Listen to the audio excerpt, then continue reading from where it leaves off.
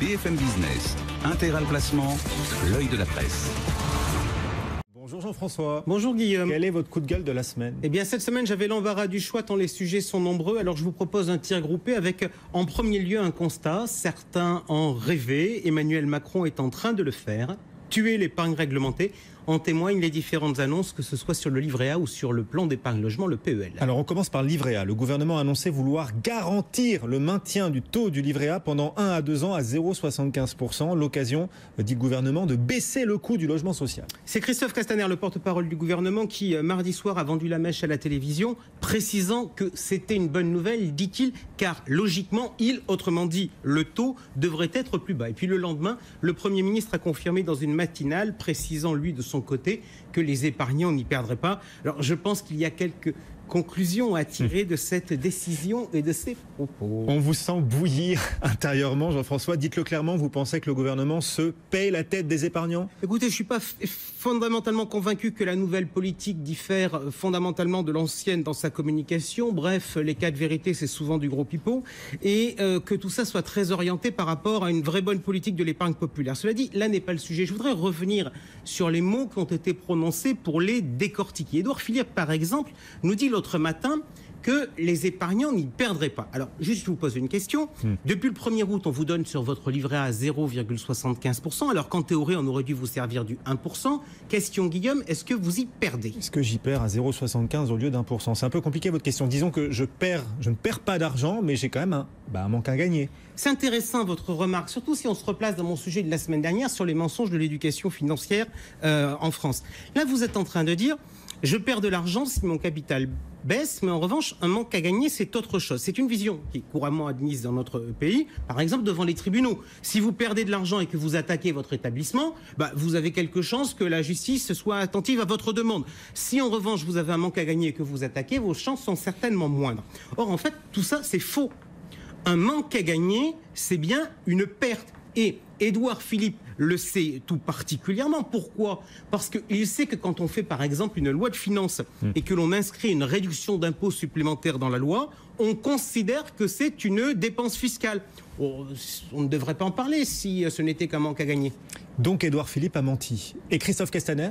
Alors là, je dois en convenir, sa déclaration sur le fait que le taux du livret A devait logiquement être plus bas m'a initialement fait tomber sur mon postérieur. Alors je me suis dit, c'est pas possible, il s'est gouré dans ses fiches, il a confondu feuille d'impôt et feuille de paye, haut et bas.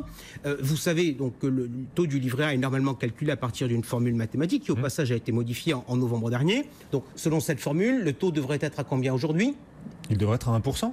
Bon, normalement, 1%. Il aurait dû remonter. Et 1%, on est d'accord pour dire que c'est plus haut que 0,75% et pas plus bas. Oui, là, je vais avoir du mal à contester ce que vous dites. Oui. Donc se pose la question, Christophe Castaner se moque-t-il ouvertement des dizaines de millions de Français qui sont détenteurs dans le livret A? Ou y a-t-il autre chose? Comme par exemple cette idée qui est véhiculée par certains, qui fait que le principe de l'épargne réglementée ne correspond pas à une logique économique, que l'idée de protéger l'épargne populaire de l'inflation, ce qui, au passage, n'est plus le cas aujourd'hui, que cette idée-là, elle est anormale, que les taux du livret A devraient être dépendants des taux de marché, des taux de la Banque Centrale Européenne, et que de fait, les détenteurs de livret A devraient se voir appliquer l'actuelle politique de répression financière. En fait, avec son propos, Christophe Castaner, il nous dit que finalement, l'épargne réglementée est illogique. Donc mon constat, c'est que si les politiques venant de la gauche commencent à rejoindre les politiques venant de la droite sur le sujet, je donne pas cher de la peau de l'épargne réglementée. Voilà, pour le livret A, c'est fait. Et donc le gel à 0,75% pour 1 ou 2 ans, annonce le gouvernement. On passe maintenant à l'autre placement. Non, attendez, pas si vite. Parce qu'après Édouard Philippe et Christophe Castaner, je vais me faire Guillaume Sommerer. Oh là. Vous m'avez dit il y a de cela quelques instants que le maintien des taux à un faible niveau était l'occasion de baisser le coût du logement social. C'est le discours des politiques, mais est-ce que c'est la réalité économique la plus importante? Mais pour le savoir, on va prendre les chiffres pour en avoir le cœur net. L'argent du livret A, l'encours du livret A, il alimente un fonds d'épargne à la Caisse des dépôts au même titre que les encours du livret développement durable et solidaire et du LEP, le livret d'épargne populaire. À fin décembre 2016, les Français avaient placé 406 milliards sur ces produits. Et Guillaume, qui profite de cet argent? Principalement le logement social, qui est l'objectif historique du fonds d'épargne, même s'il y a une partie en effet investie sur les marchés financiers. Mais d'abord le logement social. Vous avez raison, Guillaume, si l'on se limite à l'analyse du fonds d'épargne. Mais moi, j'essaie de prendre de la hauteur et surtout de m'intéresser à l'argent de choupinettes. Et l'ensemble des choupinettes et choupinous de la place ont déposé 406 milliards sur leur livret réglementé. Vu les règles de centralisation qui existent, il y a 169 milliards qui sont restés dans les comptes des banques. Et combien ont financé le logement social et la politique de la ville? Attendez, je regarde dans le rapport annuel du fonds d'épargne, voilà, ça y est, j'ai trouvé 157 milliards. La conclusion, elle est imparable, c'est que le livret A et ses petits cousins, le LEP et le LDDS, ils financent plus les banques que le logement social. Donc on vient de maltraiter les épargnants pour faire de la com sur le logement social, mais surtout, et on ne vous l'a pas dit, pour faire plaisir aux banquiers. Décidément, vous ne ratez aucun détail, Jean-François. Et si vous me le permettez, je vais continuer avec un problème. Pourquoi? Parce que le gouvernement, il nous fait une annonce. Très bien, c'est dans son droit, mais il y a des textes. Et voyez-vous, le mode de fixation du taux du livret A, il est déterminé par un arrêté du comité de réglementation bancaire, le 86-13 exactement, qui nous explique ce texte, non seulement comment on calcule le taux, et aussi comment on déroge à la règle.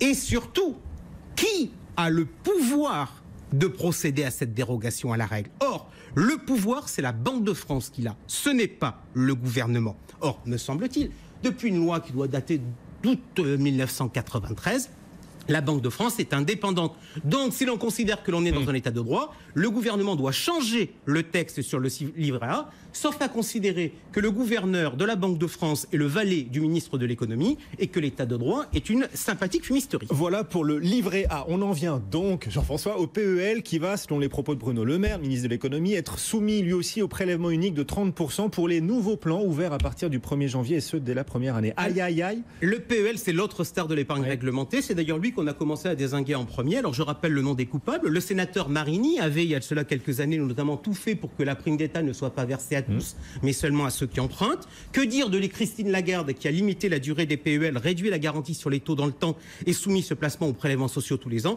Bruno Le Maire vient donc de décider de compléter ce trio maudit. Et on va droit au but, Jean-Françoas. Est-ce que le PEL va perdre tout son intérêt avec cette taxation à 30%? Tout, faut pas généraliser, mais bon, vous avez un produit sur lequel vous avez des contraintes de versement, 45 € minimum par mois. Vous avez des sanctions si jamais vous sortez plus tôt que les délais prévus avec une perte de rémunération.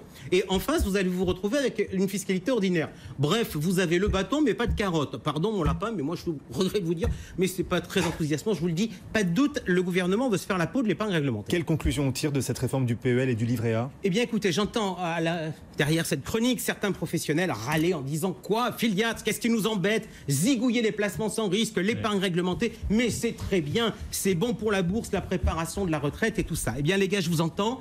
Mais juste, je voudrais vous faire une petite remarque. Aujourd'hui, j'avais prévu de mettre en avant une formule formidable pour investir sur les marchés. Une formule qui fête aujourd'hui ses 25 ans, le plan d'épargne en action. En 25 ans, c'est certes une formule qui a subi l'alourdissement des prélèvements sociaux, comme tous les autres placements, mais son univers d'investissement s'est ouvert à l'Europe, mais son plafond a été augmenté. Alors je dis pardon, mais les grands défenseurs des marchés de l'épargne longue, qui aujourd'hui a décidé de profiter de l'occasion pour faire de la com sur le PEA? La Bourse de Paris? Non. Le ministre de l'économie, j'ai pas vu de communiqué. Les professionnels, pas entendu. Moi, je trouve franchement que parler long terme, ça nécessite d'avoir un peu de mémoire si on veut être crédible. Et si je ne pense pas que taper sur les placements que les Français aiment et qu'ils comprennent soit la meilleure façon de les inciter à aller sur des produits peu compréhensibles et mal aimés.